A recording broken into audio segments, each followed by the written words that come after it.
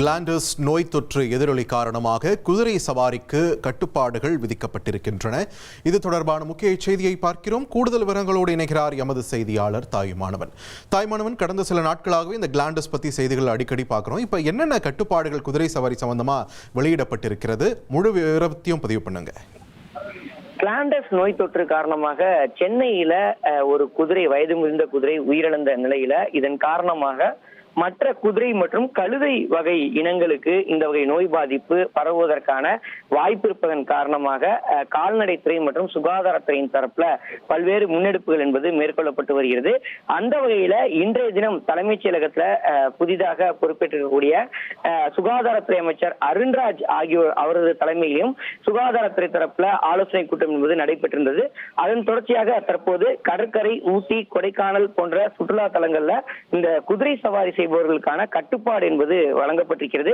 கால்நடை மற்றும் பராமரிப்பு துறையின் தரப்புல இந்த உத்தரவு என்பது வழங்கப்பட்டிருக்கிறது. குறிப்பா சென்னையில இந்த குதிரைகளுக்கு இந்த கிளாண்டஸ் பாக்டீரியா பரவல் எதிரொலியின் காரணமாக குதிரை சவாரிக்கு உடல்நலக் குறைவாக இருக்கக்கூடிய குதிரைகளை பயன்படுத்த வேண்டாம் என எச்சரிக்கை என்பது விடுக்கப்பட்டிருக்கிறது.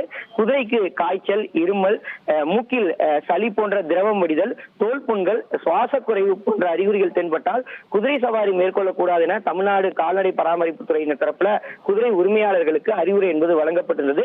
மேலும் குதிரைகளுடைய தேவையற்ற போக்குவரத்தை தவிர்ப்பதற்கும் அதேபோல் நோயுற்ற குதிரைகளை தனிமைப்படுத்துவதற்கும் குதிரையுடைய இருப்பிடங்கள்ல கிருமி நாசினி தெளித்து இருப்பிடத்தை சுத்தமாக வைத்துக் கொள்வதற்கும் உரிமையாளர்களுக்கு வழிகாட்டுதல் என்பது வழங்கப்பட்டிருக்கிறது.